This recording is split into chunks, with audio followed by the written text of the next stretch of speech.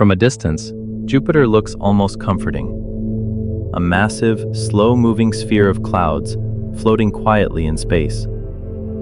Elegant bands of white, orange, and brown wrap around it like a painting that never changes. It is often called the King of Planets, as if it rules with calm authority, distant and stable. But that impression collapses the moment you stop trusting appearances. Jupiter is not peaceful. It is not stable. It is not even remotely close to anything that could be called safe. It is a world where the concept of surface does not exist. A place where storms are not weather events but permanent planetary features. A gravitational engine so powerful that it bends the paths of comets and asteroids across the entire solar system. And the most unsettling part is this. The closer we study Jupiter, the less it behaves like a planet we can understand, and the more it behaves like a system built from extremes. If you were somehow falling toward it, there would be no dramatic moment of impact, no ground waiting below. Instead, you would enter layers of gas that slowly become denser, heavier, and more hostile. What looks like soft cloud tops from space is actually the beginning of a descent into an environment that never stabilizes. There is no down that leads to safety, only deeper. Jupiter does not give you a place to land. It gives you a direction to fall, and that fall never resolves. The first and most fundamental horror of Jupiter is simple. It has no surface. On Earth, everything is built around contact with solid ground. You stand, you walk, you fall. All of these concepts depend on the existence of a defined surface. Even oceans and air still ultimately relate to a solid planet underneath. Jupiter removes that foundation completely. If you tried to descend into Jupiter, your spacecraft would not land. It would enter the upper atmosphere and immediately begin sinking through layers of hydrogen and helium gas. At first, the experience would seem almost gentle.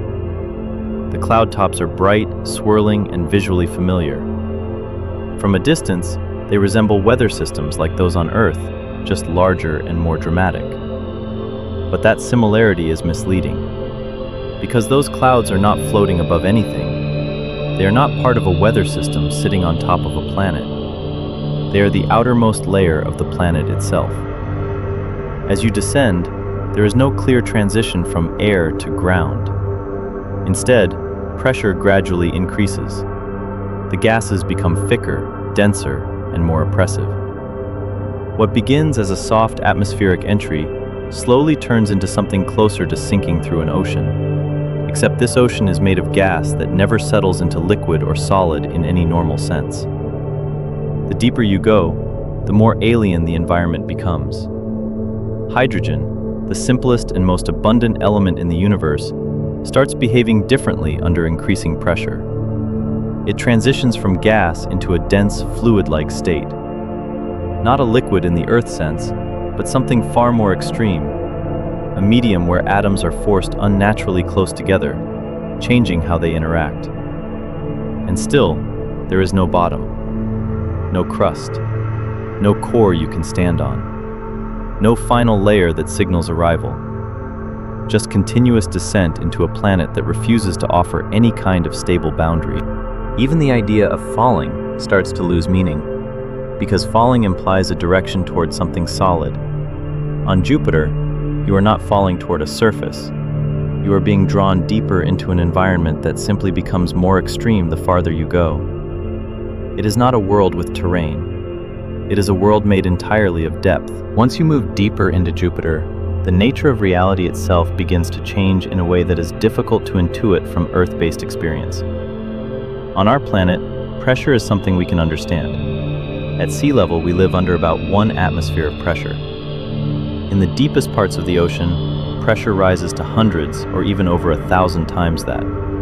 It becomes dangerous but still predictable. Materials deform, submarines need reinforcement, and living organisms require adaptation, yet physics remains consistent. Jupiter breaks that comfort completely. As you descend further into its atmosphere, pressure increases at a rate that quickly surpasses anything found naturally on Earth. There is no gradual adjustment zone where things stabilize. Instead, conditions intensify continuously, compressing everything downward with a force that does not come from one direction, but from all directions at once. It is not like being pressed from above. It is like being squeezed by the entire planet simultaneously. At a certain depth, hydrogen gas stops behaving like a gas in any familiar sense. The atoms are forced so close together that their usual freedom of movement disappears. Electrons are no longer loosely bound in predictable orbitals. Molecular behavior begins to collapse under the weight of surrounding matter. Hydrogen transitions into what is known as a supercritical fluid-like state, something that does not clearly behave as either gas or liquid. It is dense, hot, and under extreme compression, constantly shifting under conditions that are far beyond Earth-like chemistry. And still, there is no structural ground to reach. Go deeper, and matter begins to behave even more strangely. Under immense pressure, hydrogen is believed to transform into metallic hydrogen, a state where it acts like an electrical conductor. In this form, hydrogen is no longer a simple gas. It becomes something closer to a liquid metal, capable of carrying electrical currents and interacting with magnetic fields in ways that are impossible under normal conditions. But this transformation is not gentle or stable. It is forced. It happens because the environment is so extreme that atoms are no longer allowed to remain in their natural configurations. They are crushed into new states of existence that only appear under conditions found inside giant planets like Jupiter. If anything human-made were present in this region, it would not simply be crushed in the traditional sense. The concept of structural failure becomes too mild to describe what happens. Materials would lose their molecular integrity entirely. Bonds between atoms would not just break, they would cease to function in a recognizable way. Steel, titanium, carbon composites, none of them are meaningful here. They are all based on electromagnetic structures that depend on relatively low-pressure environments compared to Jupiter's interior. Inside this planet, those assumptions fail. And yet, this is still not the deepest layer.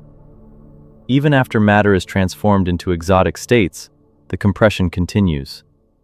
The deeper regions of Jupiter are believed to approach conditions where physics behaves in ways we still actively study and simulate, rather than directly observe. It is not a place where things are damaged. It is a place where the definition of material stability stops applying. And all of this happens while you are still falling. There is no impact moment, no collision, no surface to end the descent.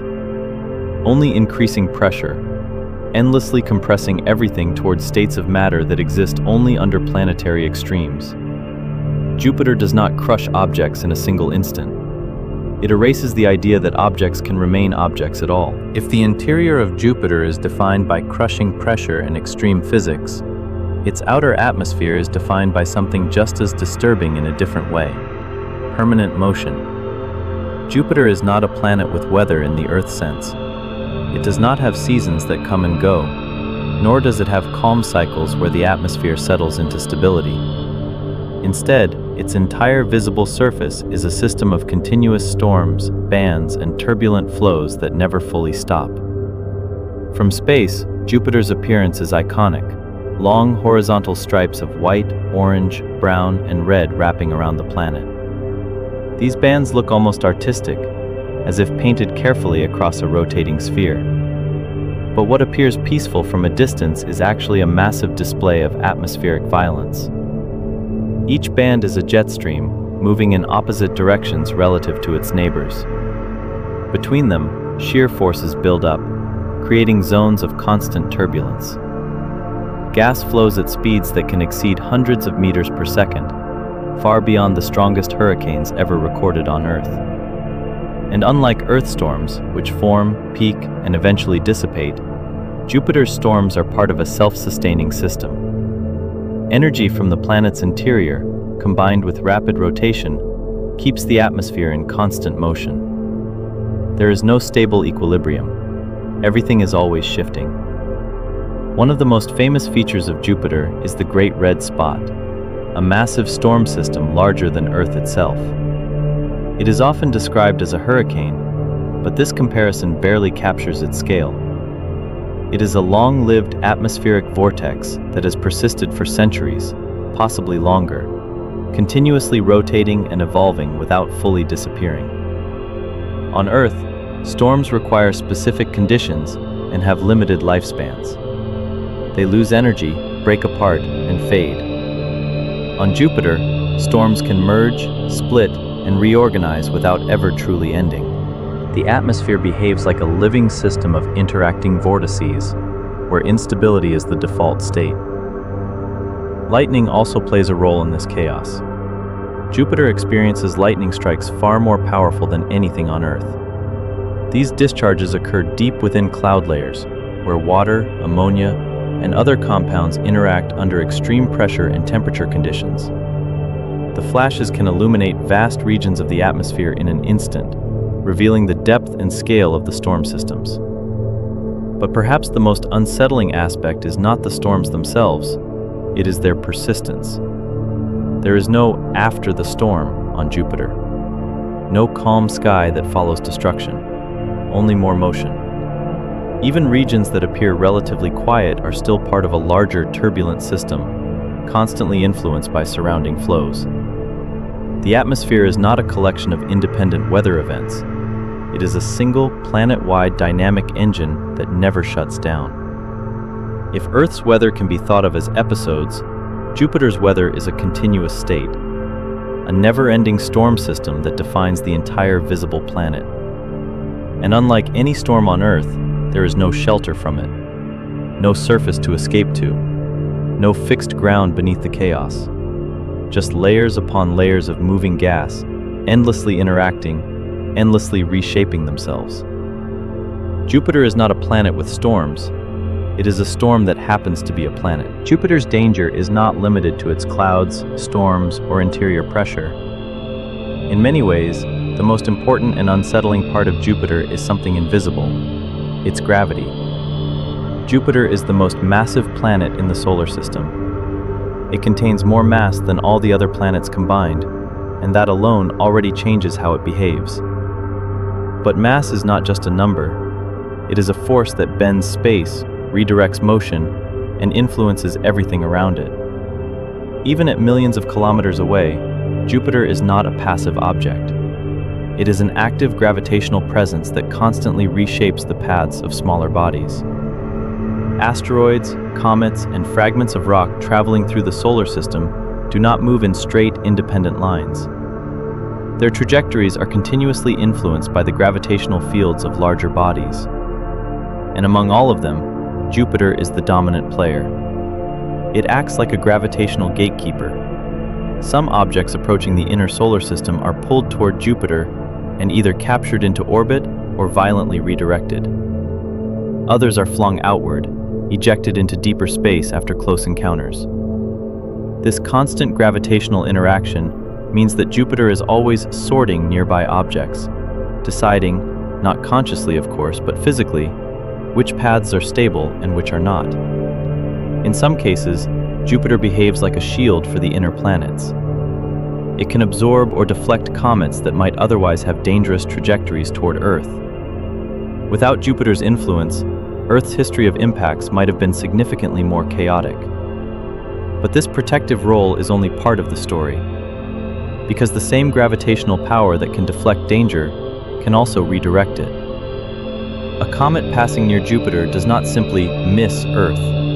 Its entire orbit can be reshaped. A slight change in velocity, a small gravitational interaction at the wrong moment, and a previously harmless object can be sent onto a completely new trajectory, potentially toward the inner solar system. This is what makes Jupiter so unsettling on a large scale.